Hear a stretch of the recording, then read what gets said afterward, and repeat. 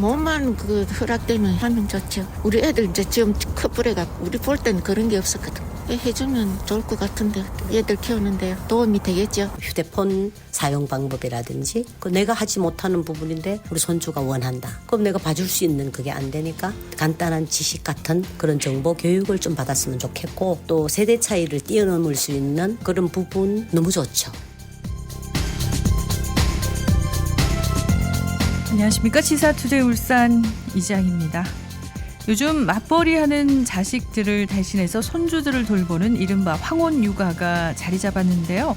눈에 넣어도 아프지 않을 사랑스러운 손주를 돌보는 일이지만 그 과정에서 마냥 기쁜 일만 있는 건 아니죠. 그래서 각 지자체에서도 이런 할아버지 할머니들의 고충을 덜어주기 위해서 다양한 지원 정책을 마련하고 있습니다. 그중에서도 우리 울산의 손주 돌봄 수당은 전국적으로 큰 반향을 일으키고 있는데요. 하지만 한편으로는 실질적인 혜택을 누릴 수 있는 대상자가 많지 않다. 이런 지적도 쏟아지고 있습니다.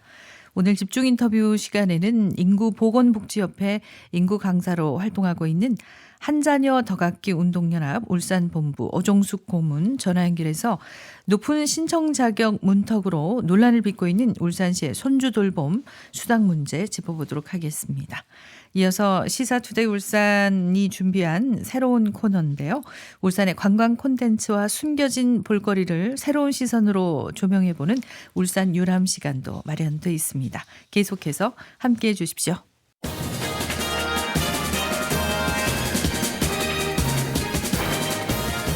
울산의 정치 이슈와 정책 현안들을 살펴보는 시간이죠. 정가 소식입니다. 오늘은 진보당 소속 박문옥 울산 동구의원과 함께합니다. 전화 연결돼 있습니다. 의원님 안녕하십니까? 네, 반갑습니다. 네, 반갑습니다. 울산의 자랑이자 명소 가운데 대표격인 곳 바로 동구 대양암 공원인데요. 그런데 대양암 공원 방문객 수가 갈수록 내리막길을 걷고 있다는 보도가 나왔습니다. 실제로 얼마나 줄어든 건가요? 네, 동구청 주요 관광지 5년간 입장객 수를 확인해 본 결과를 말씀드리면 2023년 43만 6천여 명에서 2024년 39만 4천여 명으로 9.7% 줄었습니다. 네, 많이 줄었네요. 1년 사이에 무려 10% 감소. 상당히 크죠. 동구에서는 관광 활성화를 위해서 2021년 야심차게 출렁다리도 개통했지 않습니까? 근데 방문 통계를 보면 출렁다리도 그때 반짝 개장 특수에 그쳤다. 이런 분석이 나오고 있네요. 네, 2021년 7월 15일 대양암공원 출렁다리가 개통하고 현재까지 409만 4천여 명이 다녀갔는데요. 네. 1일 평균을 내어보면 평일 기준으로 1,800명, 주말 기준으로 6,300명이지만 방문객이 해마다 줄어들고 있는 게 현실입니다. 네, 사실 출렁다리에 대한 논의가 시작될 때 예상했던 결과인데요. 네.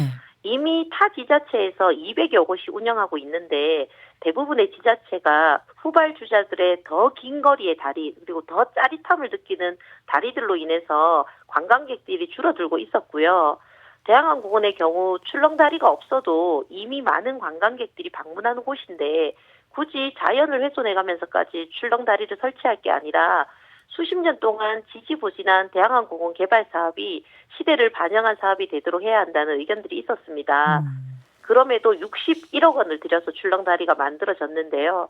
2022년 100만 8천여 명이 반짝 방문하고는 방문객 수가 줄고 있지만 대양암공원이 가지는 매력이 있어서 이전 출렁다리가 없었던 데 방문객 수에서는 크게 줄지 않고 있습니다. 네, 최근에 동구를 방문한 적이 있는데 물론 추운 날씨 탓도 있겠지만 다리를 건너는 사람들이 거의 없더라고요.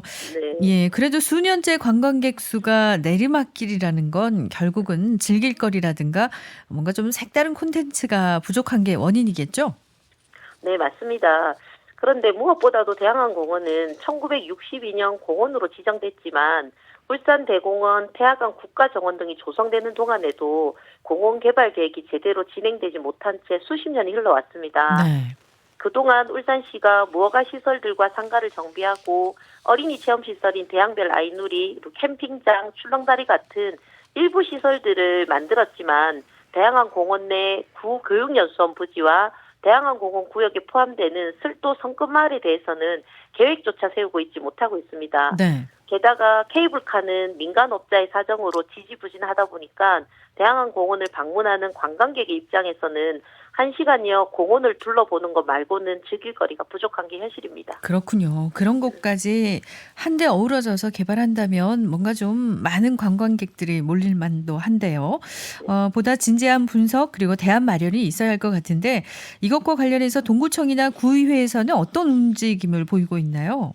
네, 대양암공원 개발 주체는 울산광역시인데 울산시는 대양암공원이 도시계획 시설상 공원으로 묶여 있어 개발에 한계가 있다고 판단했습니다. 네. 그래서 부산 해운대, 제주 협재해안처럼 관광지 지정을 준비하다가 민간 사업자의 참여도 가능한 관광단지 조성 사업으로 바꿔서 시 관광과에서 추진하고 있는데요. 네. 동구청과 동구의회에서는 관련해서 의견을 제출했습니다. 또 개발 계획이 이루어지기까지 대양암공원의 자원을 활용해서 다양한 체험시설을 준비하고 있는데 작년 소나무 숲에 어린이 숲 체험을 오픈했고 올해 대양암공원 내 구교육연수원 건물들을 철거 후에 생태공원을 조성할 계획입니다. 네, 그나마 좀 진척이 되고 있네요. 관광 콘텐츠라는 게 사실 보는 시각도 접근법도 제각각일 수밖에 없을 텐데요. 어떻습니까? 박문옥 의원께서 생각하시는 대양암공원 일대 관광 활성화 방안으로 어떤 게 좀 있을까요? 네, 수년 전만 하더라도 관광지라고 하면 많은 자본이 들어가는 고급 리조트와 시설들을 유치하는 게 핵심인 것처럼 여겨졌고 네. 지금 또 그렇게 생각하는 분들이 있습니다. 하지만 앞서 말씀드린 것처럼 슬도 일산해수욕장처럼 원래 가지고 있는 것에 문화와 예술만 입혀도 매력적인 관광 콘텐츠가 됩니다. 대양암공원 역시 그 자체로 매력이 있는 곳인데요. 교육연수원 부지 등 공원을 단절시키고 있는 곳들을 생태공원으로 잘 복원하고 대양암공원과 슬도 방어진항까지 연결해서 볼거리뿐 아니라 먹거리까지 즐길 수 있도록 해 우리 지역 주민들 경제 보탬이 되어야 한다고 생각합니다. 네. 그래서 지난해 울산에서 최초로 방어진 회축제를 진행할 때 이를 염두에 두었는데 그 가능성을 확인했었습니다. 그렇군요. 그리고 사실 모두가 관광 활성화를 바라지만 그게 또 그렇게 쉬운 게 아니지 않습니까? 어렵죠. 네. 예. 네. 그리고 거기다 대양암공원은 수십 년 동안 공원 개발에 대해서 말과 계획만 있었지 실행이 없었던 곳이어서 지금 대양암공원 일대 관광 활성화를 위해서는 지금부터라도 대양암공원의 매력을 중심으로 해서 주변까지 있는 다양한 시도를 해보는 게 관광 활성화로 가는 가장 빠른 길이라고 생각합니다. 네. 오늘 정가 소식은 방문객 수 감소로 침체를 겪고 있는 동구 대양암공원 일대 관광 활성화 방안과 관련한 이야기 나눴습니다. 지금까지 진보당 소속 울산 동구의회 박문옥 의원과 함께했습니다. 좋은 말씀 감사합니다. 네, 고맙습니다.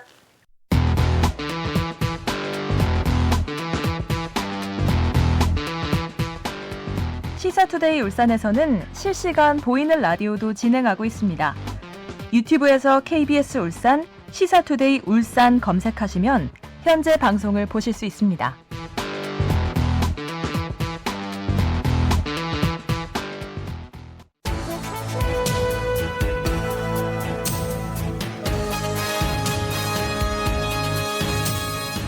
울산의 이슈와 인물에 한 걸음 더 깊게 다가서는 시간입니다. 집중 인터뷰. 매달 첫째 주 금요일은 저출생을 극복하고 출산 육아 제도를 보완하기 위해서 다양한 사회적 고민과 탐구를 이어나가는 시간인데요. 인구보건복지협회 인구강사로 활동하고 계신 한자녀 더 갖기 운동연합 울산본부 오정숙 고문과 함께합니다. 전화로 모셨습니다. 고문님 안녕하십니까? 네, 안녕하세요. 네, 반갑습니다. 저출생 문제를 극복하기 위한 지자체 사이의 정책 경쟁도 요즘은 참 활발하게 이루어지고 있는 것 같습니다. 우리 울산의 손주 돌봄 수당이 이번에 전국 지자체 우수사라에 선정이 됐죠. 네, 손주 돌봄 수당이라는 것은 어린이집이라든지 아니면 아이 돌봄을 이용하지 않고 가정에서 2살짜리 영아를 양육하고 있는 할머니, 할아버지 혹은 사촌 이내의 친인척에게 최대 월 30만 원까지 지급하는 제도를 말합니다. 네.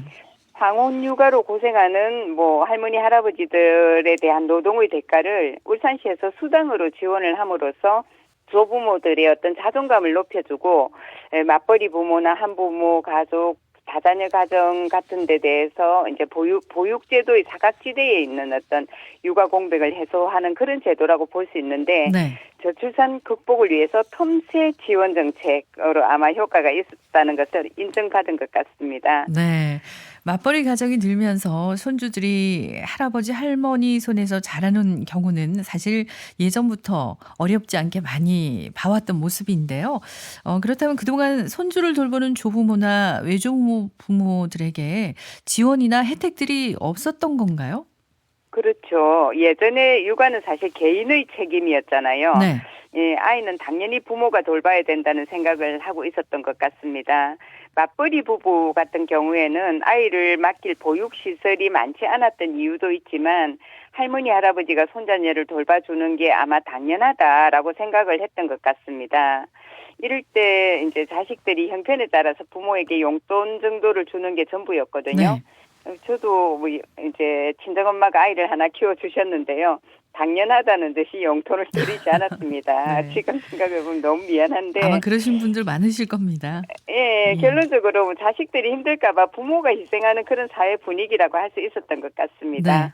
우리 우수 사례에 꼽힌 정책인데 우리 울산의 제도가 잘 정착됐으면 좋겠는데 하지만 막상 사업 대상자들 사이에서는 손주 돌봄 수당 문턱이 너무 높다 이런 불만도 나오고 있거든요. 이건 구체적으로 어떤 얘기인가요? 네. 올해 정책을 시행하면서 108가구에게 이익을 주겠다라고 이제 목표를 세웠었는데요. 네. 정작 신청한 가구는 11가구밖에 안 된답니다. 10% 정도죠. 의외인데요. 네네. 정책 설계 단계에서부터 아마 참여 대상 범위를 지나치게 좀 협소하게 잡은 것 때문이 아닌가라는 지적이 나오고 있습니다. 뭐 일단 맞벌이 다자녀 가정, 한자녀 가정 뭐 이런 것들이 이제 대상이고요. 소득 기준이 중위소득 150보로 이내여야 되고 네. 또 월 10시간 이상 돌봄 활동을 해야 되는 여러 가지 조건이 있는데 종일제 아이 돌봄이라든지 아니면은 그 어린이집 이용 이 정도만 해도 보육료가 이제 국가에서 지급되고 있기 때문에 대상이 아니다라는 거죠. 그러면은 이 부분들이 생활 체감형 정책이라고 하기에는 사업 참여 범위 자체가 현실적으로 좀 괴리가 크다라는 그런 목소리가 나오고 있는 이유입니다. 네, 오히려 신청자가 몰리면 어떡하나 이렇게 걱정했는데 네. 시에서 이렇게 대상 범위를 좀 좁게 잡은 걸까요? 사실 큰 틀에서 보면 사회복지 비용은 늘리기는 좀 쉬운데 줄이는 건 굉장히 어려운 문제가 있잖아요. 네. 예, 울산시에서 사용할 수 있는 예산 그리고 사회복지 예산 이런 것들이 좀 한정적이어서 이번 사업에 많은 예산을 배정을 한다면 다른 사업 예산이 줄어드는 그런 문제가 있어서 아마 좀 어렵지 않았을까 이렇게 생각이 들고요. 많은 사람들을 대상으로 해서 뭐 이렇게 정책을 시행하는 것은 좀 쉽지만 한정적인 예산으로 필요한 사람에게 혜택을 주려고 하다가 보면은 자격 조건을 조금은 까다롭게 해야 되고 뭐 증빙 서류도 잘 갖춰야 되고 뭐 그렇지 않을까라고 생각은 합니다. 네. 현금성 지원이 이루어지는 사업이다 보니까 좀 꼼꼼하게 체크도 해야 하고 그렇다고 신청 문턱이 너무 좀 높아서도 안 되고 여러 가지 어려운 문제가 많은 것 같습니다. 고모님은 어떻게 보시나요? 네, 아무리 좋은 제도라고 하더라도 그 제도가 있는 것을 알지 못하거나 절차가 또 복잡해서 또 신청하기가 어려우면 혜택 보기가 좀 어렵다고 생각을 하거든요. 네. 이 손주 돌봄 수당 역시 이제 부모나 조부모에게 또 큰 힘이 되는 그런 좋은 지원책인 것 같아요. 그렇죠. 근데 대상에 대한 자격 요건이 까다롭다는 점이 첫 번째 사실 문제이고요. 이 두 번째 문제는 돈을 주는 국가 입장에서 중복 지원을 방지하고 또 부정 수급 걱정도 되잖아요. 네. 그렇기 때문에 매월 뭐 5일까지 돌봄 실적 계획을 제출해야 되고 그다음 기준 시간만큼 돌봄을 잘하고 있는지 확인해야 모니터링도 되고. 하고 이렇게 하다 보니까 뭐 너무 귀찮다라고 생각하고 신청하지 않는 그런 부분이 있는 것 같습니다. 네. 좀 아쉬운데요. 황혼 네. 육아나 손주 돌봄에 대한 지원이 그래도 앞으로 좀 더 늘어나야 될 텐데 어떤 방향으로 나아가야 될까요? 한 말씀 더 붙여주시죠. 네, 손주 돌봄 수당은 사실 황혼 육아를 하는 어르신에 대한 국가 지원이라는 의미에서 노인복지까지도 이제 관계가 되고요. 네. 그리고 아이의 건강한 발달이라든지 가족들이 안정할 수 있잖아요. 그렇기 때문에 가족 복지의 의미도 있습니다. 저출산 극복에 대한 어떤 정책 차원에서도 뭐 잘 발전시켜 나간다면 다양한 효과를 가질 수 있는 제도라고 생각합니다. 그래서 좀 대상을 늘리고 사업을 확장하면 참 좋을 것 같다라고 생각이 드는데요. 현재 2살짜리 영아가 대상이잖아요. 근데 그렇죠. 한 5살 정도까지 대상 연령을 조금 늘리는 방법을 한번 제안을 해보고 싶고요. 네. 어린이집 이용 대상자는 제외가 되는데 대다수 맞벌이 가정의 어린이집 어린이집 가잖아요. 이용하는 예. 예, 그렇죠. 그 전후로 어린이집 이용 시간 전후로 어르신들이 이제 아이를 돌봐주고 있잖아요. 예, 그렇기 때문에 중복되지 않는 돌봄 시간을 좀 인정해주면 좋겠다. 맞습니다. 예, 그런 생각이 있고 또 대상 가정 소득이 중위 150% 이하 가구까지로 되어 있는데 소득 수준으로 대상을 한정하는 부분에 대해서 고민을 조금 해볼 필요도 있어 보이고요. 예, 손주 돌봄 수당을 받는 사람을 조부모와 사촌 이내 인척으로 한정을 했잖아요. 네. 근데 친인척이 사실 가까운 곳에 살지 않으면 이 제도를 이용하기가 어렵다라고 생각이 되면 이웃 어르신들이 좀 돌봄해주는 경우도 포함하면 좋지 않겠나라고 생각을 해봤습니다. 네, 말씀 듣고 있다 보니까 정말 이런 조건에 딱 들어맞는 그런 경우는 드문 것 같습니다. 네. 예. 저출생 문제 극복을 위해서 마련한 집중 인터뷰인데요. 오늘은 너무 높은 신청 자격 조건으로 논란을 빚고 있는 울산시의 손주 돌봄 수당 정책 살펴봤습니다. 황혼 육아로 고생하시는 어르신들의 부담을 덜어줄 수 있는 뭔가 좀 지혜로운 방안들이 더 많이 마련돼야 될 것 같습니다. 한 자녀 더 갖기 운동연합 울산본부 오정숙 고문과 함께했습니다. 좋은 말씀 감사합니다. 네, 감사합니다.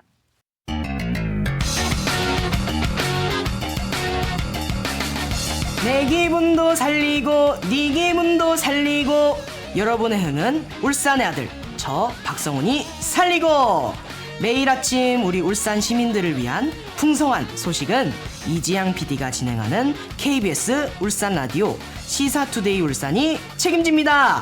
매일 함께해 주세요. 네, 시사투데이 울산 함께하고 계십니다. 울산 관광의 현 주소부터 향후 관광산업의 발전 방안까지 폭넓게 알아보는 시간입니다. 울산유랍, 울산과학대학교 이정학 전 교수와 함께합니다. 전화 연결돼 있습니다. 교수님 안녕하십니까? 네, 안녕하세요.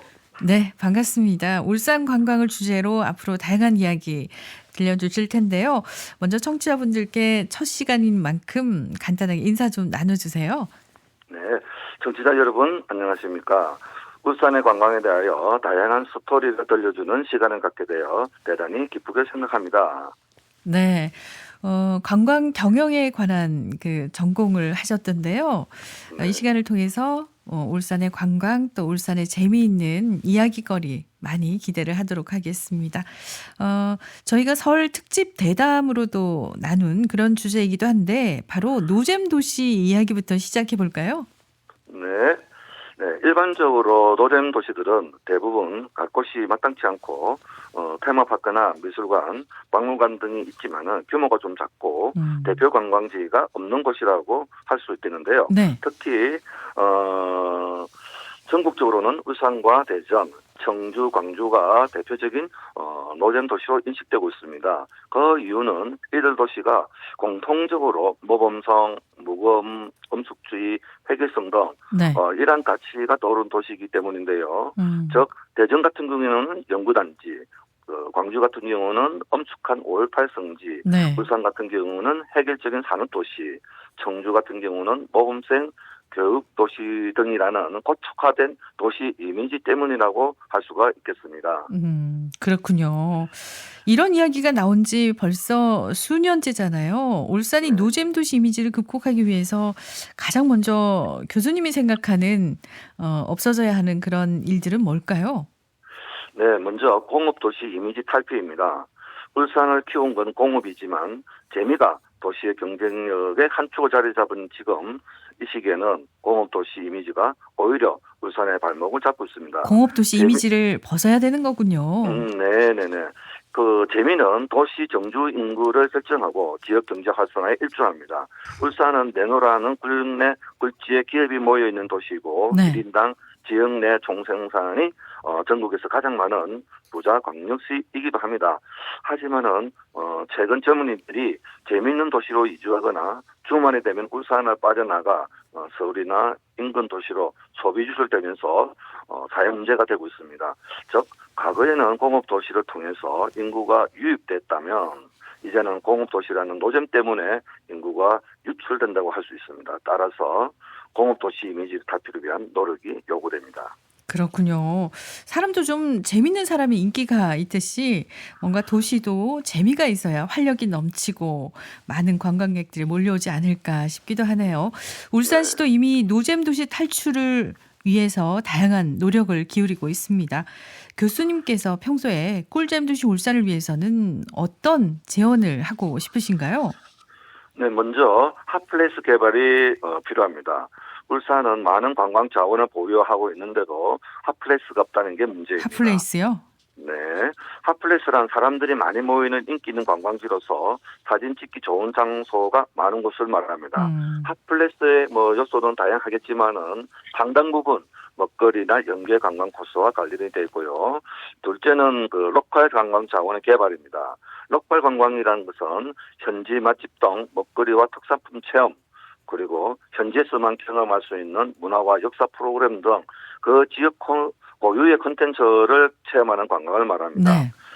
이러한 로컬 관광은 지역 고유의 관광 콘텐츠를 통해서 방문객의 욕구를 충족시켜주고 뿐만 아니라 지역민의 소득과 일자리 창출은 물론이고 지역 경제 활성에 가져둔다는 점에서 로컬 관광 자원의 개발은 꿀잼 도시 울산이 지향해야 할 목표라고 할 수 있겠습니다. 네, 핫플레이스를 개발하고 또 거기에다가 로컬 관광 그런 자원도 개발해야 된다는 말씀이셨는데 계속해서 말씀을 좀 이어주세요. 네, 다음은 그 동적인 관광 자원의 개발입니다. 울산은 아시다시피 경남 앞바다 중심의 산악 관광 자원, 간주곶, 대왕공원과 그리고 정대련 해양 관광 자원, 역사 문화 관광 자원, 네. 그리고 국가 정원 중심의 생태 관광 자원, 또 자동차, 조선, 석유화학 등의 산업 관광 자원 등 이 관광 자원의 종합 백화점이라고 종합 백화점이군요. 예. 네네네, 우선 그렇습니다. 그런데 이들 관광 자원 대부분 보는 것에 만족해야 하는 정적인 관광 상품으로서 외래 관광객들은 이런 정적인 관광 상품에 1박 이상 체제를 하면서 볼만한 가치를 느끼고 있을까요? 결국 관광객의 체제를 유도하고 관광 수입을 창출하기 위해서는 정적인 관광 상품에 체험거리를 제공해야 되겠다라는 생각이 듭니다. 네. 예를 들면은 케이블카라든지 스카이워크라든지 이런 꿀잼 요소를 가미한 동적 관광 상품의 개발을 해야 된다고 봅니다. 그러고 보니까 울산에서 뭔가 좀 활력 있게 즐길 만한 그런 코스들이 눈에 잘 떠오르지가 않네요. 단순히 좋은 풍경을 보는 데서 그치지 않고 직접 즐길 수 있어야 된다. 꿀잼 도시 울산을 위해서 강조하고 싶은 말씀이 있다면 덧붙여 주시죠.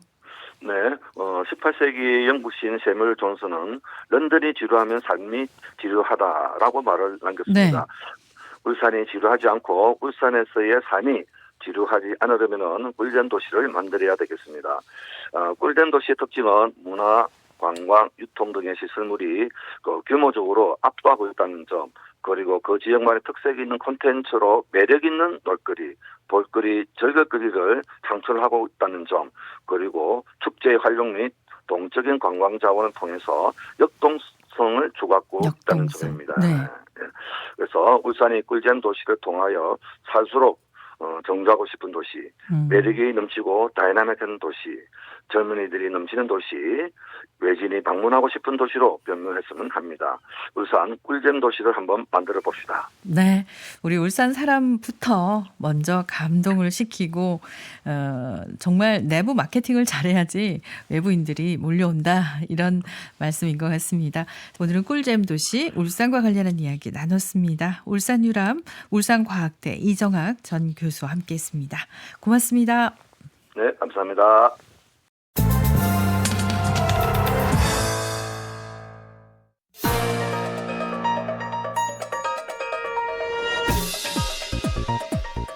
오늘의 브리핑입니다. 금융감독원이 지난 4일자로 소비자 경보 주의 단계를 발령했습니다. 개인정보 유출 피해금을 가상자산, 즉 가짜 코인으로 준다고 속인 뒤 더 많은 코인이 지급됐다면서 거액을 가로채는 사기가 기승을 부리고 있기 때문입니다. 금감원에 따르면 사기범들은 로또 판매업체, 로또 번호 예측 사이트 같은 곳에서 개인정보 유출 피해 보상금을 지급한다면서 전화나 카카오톡, 문자메시지 또는 이메일로 피해자에게 접근합니다. 그런 뒤에 이들은 금융회사 가상자산 사업자의 재무관리팀 직원이라고 속이는데요. 가짜 문서를 보여주면서 정부 기관에서 직접 위임받아서 손실보상금을 지급한다는 말로 투자자를 유인합니다. 또 손실보상금은 현금으로 지급할 수 없고 당일 환급 가능한 코인으로만 지급한다고 속입니다. 이들 사기범은 개인정보보호위원회 공문 양식을 도용할 만큼 정교해지고 교묘해지고 있습니다. 금감원은 금융사 또는 가상자산 사업자 소속 직원 명함을 내보인 뒤에 개인정보 유출 피해 보상금을 지급하겠다고 접근하면 일단 사기라고 보라고 말하고 있습니다. 그리고 이럴 경우 불법 사금융 신고센터에 꼭 신고를 해달라고 당부합니다. 세상살이가 참 갈수록 어려워지고 있습니다. 개인은 물론 가족들과의 정보 교환에서까지 철저한 자기 방어가 필요한 시대입니다. 이상 오늘의 브리핑이었습니다.